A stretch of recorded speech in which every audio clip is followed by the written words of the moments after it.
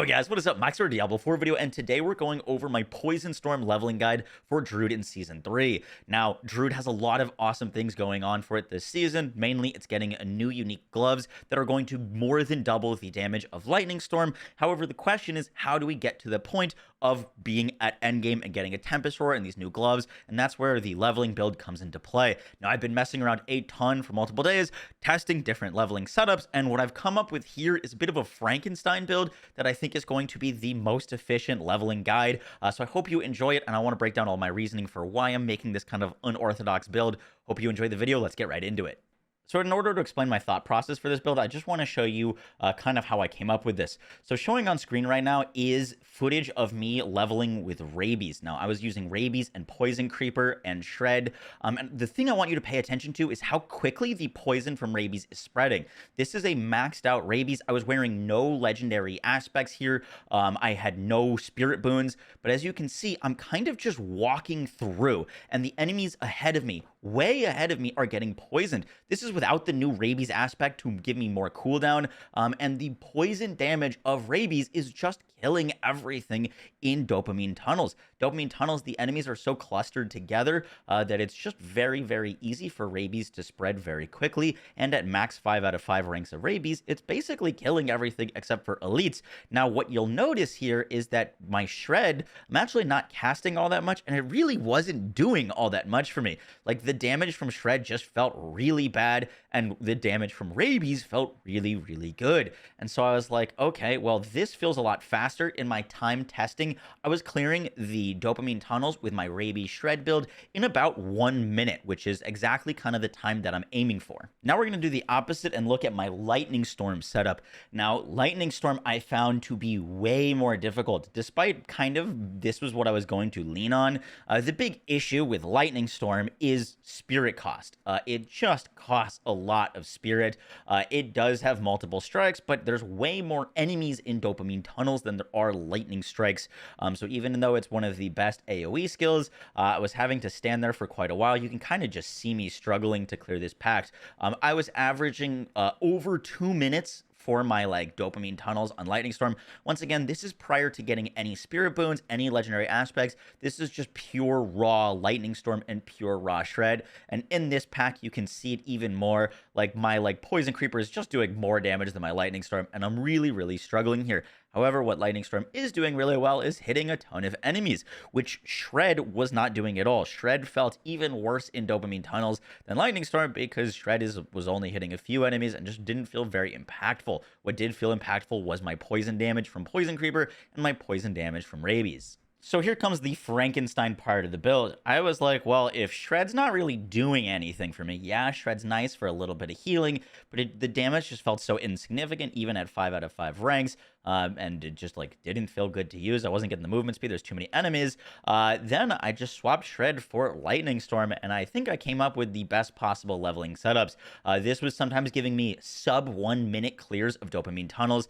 As you can see, the poison damage is just wreaking havoc on everything. And once again, this is before we get the absurd cooldown from Rabies that this new aspect is going to offer us.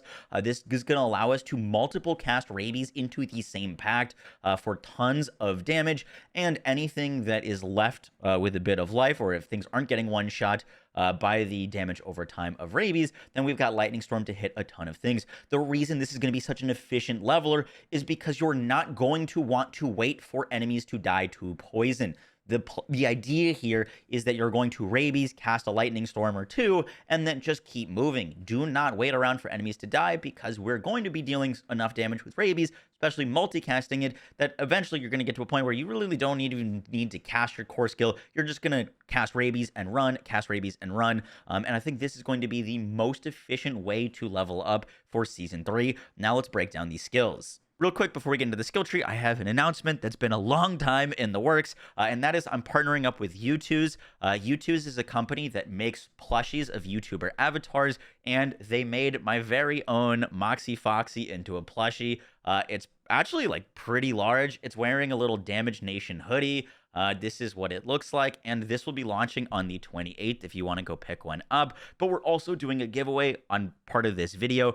You can go to the link in the pinned comment or the description and follow them on Twitter, YouTube, Reddit, or Instagram for an entry. That's all you need to do. And I hope you guys like this because I spent a lot of time working with them on designing it. Pretty happy that it's launching, and I'm going to be doing some more giveaways for this in the future. So we're going to be working through this guide on Maxroll, and you can find the full build planner in the description as well. The way we're going to do this is in different steps. So there's going to be like step 1, which is the first 10 points, step 2, which is the second 10 points, and I'll walk you through each step and when we're going to be picking up aspects and our like boons and all that. So when you boot in, you're going to have 10 points to spend. We're going to be spending our first 3 points into Storm Strike and the ability to make Storm Strike make enemies vulnerable. Then we're going to be grabbing Lightning Storm with Raging Lightning Storm. This does unlock our Blood Howl. We're going to grab Blood Howl and the ability to generate 20 Spirit. It's going to heal us as well. And we're going to be killing so many enemies in Dopamine Tunnels that we're going to have a really great cooldown on Blood Howl. You're going to put your next point into Lightning Storm to get this rank 2, and that is going to complete our step 1 of the guide. For step 2, our next goal is going to be making it to Poison Creeper. You should be leveling very quickly. So we're going to be putting 2 more points into Lightning Storm to increase its damage. That's going to unlock Poison Creeper for us, where we're going to go for Ferocious Poison Creeper. We just don't really need to focus on crit chance at this moment. We're not going to have any on our gear, and this is going to increase the damage of Poison Creeper. We're going to be scaling poison damage a lot, so we're going to go for the extra duration on Poison Creeper. Our next goal is going to be to hit Rabies. Our Lightning Storm is at 4 out of 5, so we're going to toss an extra point there. That unlocks our Rabies, and Rabies is where we're going to be investing the majority of our points next. We're going to grab Natural Rabies, and that is going to get us to level 9. So put one more point, get 2 ranks Rabies. That's going to be level 10, and that's going to be our step 2. For step 3, we're going to be grabbing Trample. Trample is going to give us that Spirit Kick so that we can cast Lightning Storm more often. The Spirit Kick from Trample plus Blood Howl and on how often Blood Howl will be up should give us pretty solid Spirit Sustain, and Trample is also a source of Unstoppable. Now, an interesting thing about this build here is we're not actually going to be picking up an ultimate. Petrify, we're just not really doing any crits. Lightning Storm doesn't do anything for us. Lacerate's a horrible skill, even after its buffs. So we're not going to be focusing here quite yet. Where we do want to be focusing is putting these points into Rabies. After we max out Rabies, we're going to start putting some points into Poison Creeper. Now, we don't actually like genuinely need to max out Poison Creeper.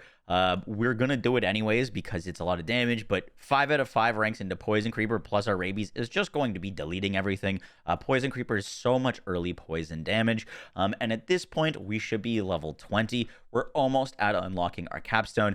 We are gonna grab a little bit more survivability at this point, so we're gonna be putting some points into Ancestral Fortitude. That's gonna give us a bunch of resistances. Resistances are actually quite nice early. We'll pick up Vigilance in a second, where we're gonna get even more damage reduction. But at this point, we've got a ton of damage. We're actually going to be going for Ursine Strength. The reason for Ursine Strength is it's going to be a pretty generous multiplier for our poison damage. As long as we're casting our Poison Creeper and our Rabies at over 25%, or at while we're healthy, we're going to get a 25% damage multiplier. We're also going to be trampling fairly often, which is going to give us the increased health.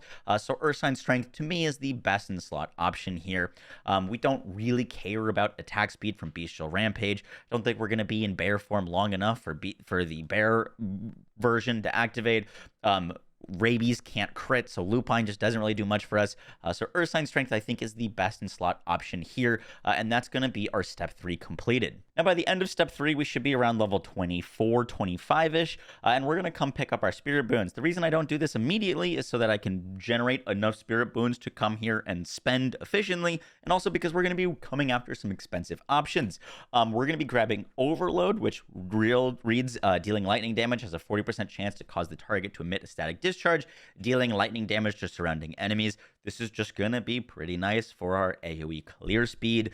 There's nothing really else that we can even benefit from in this row. We're also going to want to come grab Scythe Talons just to improve our crit chance, because we're not going to have a lot of crit chance, and that's also going to help us with Pack Leader. Critical Strikes have a chance to reset the cooldown of your companion skills. Getting resets on our Poison Creeper is going to be really nice. And just to finish this out, we're going to grab Wariness to take 10% reduced damage from elites. Now, You don't need to be able to finish all of this at level 25. I don't even think that's realistic. But your order of priority is exactly kind of what I showed. Grabbing Overload, grabbing Scythe Talons, grabbing Pack Leader, and grabbing Wariness is the kind of like order of operation for your Spirit Boons. And then once you get all of those, we'll talk about the final one later. Now, around this level, you are going to want to just get your season journey, like step 1 or step 2 done, wherever this virulent aspect is. I don't think it's honestly super needed, but it is going to drastically improve your clear time. When Rabies infects an enemy, reduce its cooldown by 0.3 to 0.6 seconds, because this will be a codex roll, it'll be 0.3. This cooldown reduction is tripled when infecting elites. When you think about the amount of enemies this hits, and the amount of enemies in dopamine tunnels, as well as the fact that you'll be running for like a few seconds and it's still infecting enemies in front of you, this is really the only aspect that you're going to need to pick up for leveling this build. Obviously, there's some other quality of life aspects, but this is really the only one that you need. They also are boosting Rabies damage by 30%. So, like the footage that I've been showing you of Rabies, it's going to look even better than that, which is why I'm so excited to test this build out. In step 4, we're going to really start putting this build together. We're going to be grabbing Vigilance. This is going to give us increased damage reduction. We're going to be casting Blood Howl all the time. This is going to give us a bunch of extra survivability. Then we're going to pick up a really interesting interaction that's pretty awesome, and that is going to be Nature's Reach plus 1 point Neurotoxin. Nature's Reach is going to give us increased damage to distant enemies. All the enemies that are going to be getting poisoned, like at the edges of your screen, we're going to get double damage against them, or sorry, not double damage, 18% increased damage to these enemies because they're going to be slowed, and they're going to be slowed because 1 point into Neurotoxin means that all of these spreading poison damage from Rabies is going to be slowing them. So we're just going to get 18% increased damage with our Rabies, which is already been pretty crazy. We're also going to start grabbing Envenom, because now we've got Pack Leader, so we're going to want to start critting as well as adding Predatory Instinct so that we do have a little bit more crit chance, just for the benefit of possibly proccing Pack Leader, and we could be critting with Storm Strike, with our Lightning Storm, and so on and so forth. And that is going to do it for step 4. For step 5 of the build, we're going to get Digit Grade Gate. This is going to give us more movement speed for our clearing. Once again, we're just not really, like, at least from my experience, we're just not going to be focusing on Lightning Storm too much at this point. We're really just have Lightning Storm for, like, the quality of life and killing things. But what's really going to be doing the brunt of our damage is the Rabies and the Poison Creeper. That's why we're not grabbing things like in here. I just don't think they're really needed. What we are going to grab is 3 points into Quick Shift for more damage with Rabies. And we're also going to grab Heightened Senses. We're going to be transforming into a bear and into a wolf pretty freaking often.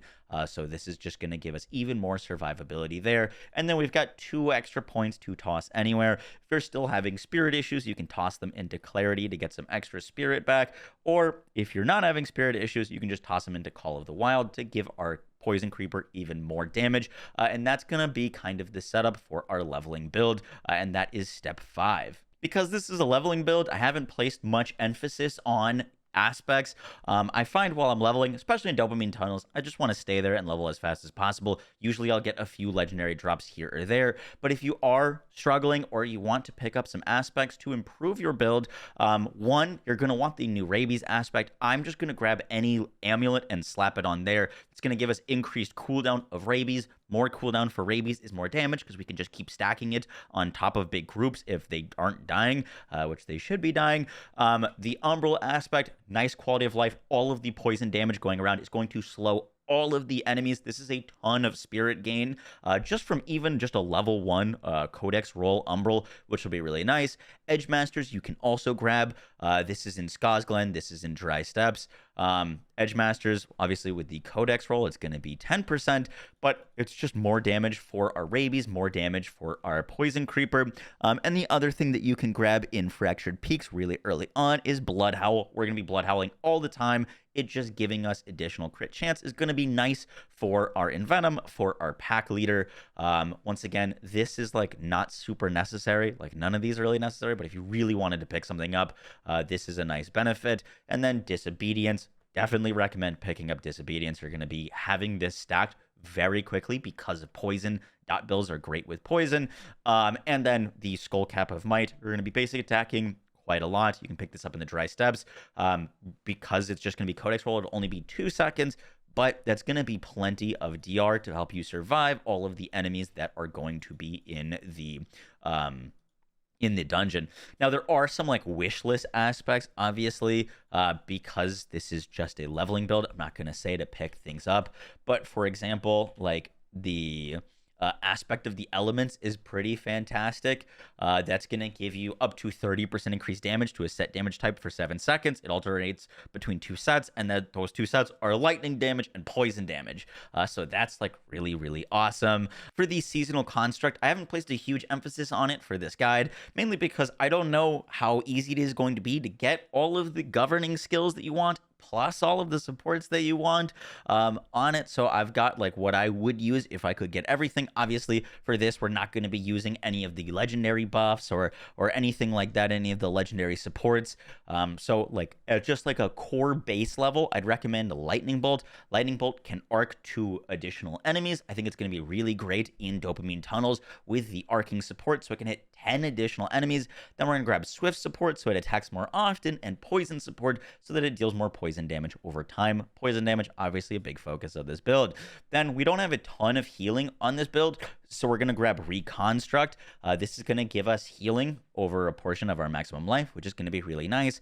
We're also, whenever it is used, we're going to get damage reduction. That's going to be fantastic. We've got Swift support, so it attacks more often or heals us more often. And then Fortify support, so when this healing beam procs, it's going to also give us Fortify.